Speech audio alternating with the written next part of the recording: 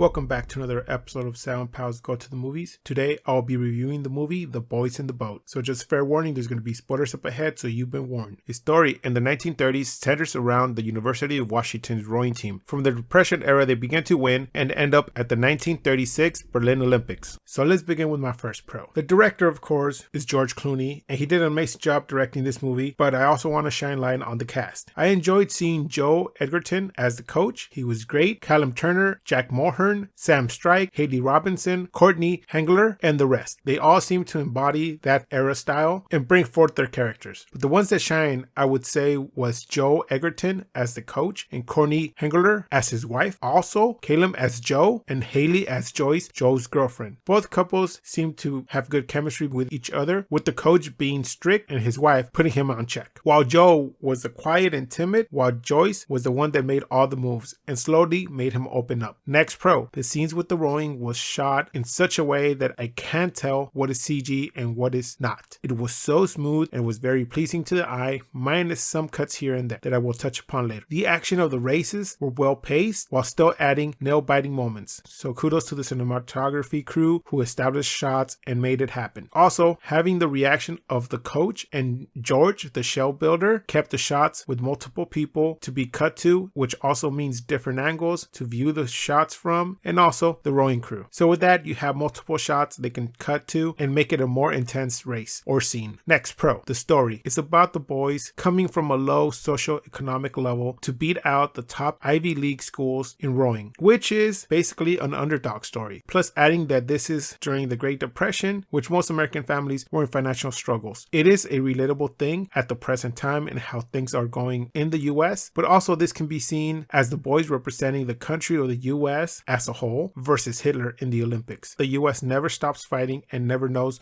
when to quit. Also, adding that it actually did happen and is based off a book, this is pretty incredible. And now on to my cons. I feel that the lack of hurdles or losses that the team encounters make the story kind of weak. In other sports films, we have losses and hurdles that the team has to overcome. Here, I feel that the main hurdle was the money they had to raise to get to Berlin, and maybe the coach not following what the colleges wanted him to do, and he made his own decisions. But that's pretty much it. As for the characters, there were a few that we saw that were down on their luck financially because the Great Depression, of course. But for the character Joe, the issue was about his dad, abandoning him at 14. And in the film, we see his father for what I counted maybe 3 times. First, when Joe confronts him in town. Second, when Joyce, Joe's girlfriend, is raising money for the team to go to Berlin. And 3, during the final race, when we see Joe's dad listening to the race over the radio. Also, why not show some of the team members at some low points or getting into some rivalry with the other teams? Heck, why not even have the varsity team get involved by sabotaging the JV's gear, maybe sabotaging their shoes, and then show Joe's team overcome it like they have everything in their life outside of school. Have them race against the varsity team without the coach knowing, show them rowing with no shoes or socks and adding a little bit of struggle here, but still coming out and beating the varsity team, but also show them with their blisters. This will bring the point across that they've been through worse and don't know when to give up. And afterwards, maybe even show the varsity team accepting them and saying, hey, you guys wanted it more than us, you guys earned it. Next con, some of the camera cuts during the races. I was okay with them, but just the fact that they weren't in focus. For example, during a race, the camera would cut from crew to coach and then add a few cuts here and there to show them going fast, like having a cut go to the oars, then the rear of the shell, then the oar lock for a split second, but not in focus or centered. Kind of a shaky cam, if you will. Why not have it focused to show the oar lock as the strokes are being made, or even the rear of the shell as it glides over the water in a smooth but fast pace. The other cuts of the coach and crew and wide shots are great, but those close-up shots that would focus on some parts of the shell were not in focus and really bugged me. Next con, once again, the first 2/3 of the film felt like it was a summary to move the film to the final race in Berlin. I wanted more of the characters' backstory, show something about each of the boys and why we should see them as great athletes, since they are not from a financial well-off family, but they are representing the majority of Americans that live in or below the poverty level. Since that can hit home with most Americans now, this way the viewers can relate, or maybe they even know someone who fits that role. Also, once we know a little more of each character, we can get invested with them, since together they make up the team, or as the coach puts it, a well-oiled machine. But maybe they just shine the light briefly on Joe, Don, and Roger, but not long enough to build a connection between the audience and them. If they would just pay more attention to the characters characters and build up the characters to make us feel for them and see how their struggles will happen, or maybe even have some rivalry between schools or other people getting involved. That would have made this film a little bit more interesting. Not that the story is not interesting by itself. It's interesting in the book format, but once you put it on film, you have to add a little bit more to get people's attention. So my grade for this movie is going to be a 6.5 out of 10. This film felt as if it was made for the 90s, and even in the style, it was made like a sports film that was tame, but not much risk was seen. I mean, it feels like if it was made to play on TV, with no risky scenes or any fighting between them or the teams or even swearing. The only thing I feel that they went out of their way that would make people establish the time period the film was in was them showing Jesse Owens, since that was a big part of history in the 1936 Olympics in Berlin with Hitler, and Jesse Owens winning 4 gold medals in front of Hitler, which kind of made a big point there. But they lacked in the development of the characters, in which I wanted to be more invested in. They could have changed some things like the blurry close-up shots of the shell as they rode, or added some backstory to the crew members. It could have happened. So that does it for this review of The Boys in the Boat. Please join us next time where we're going to review the book of Clarence.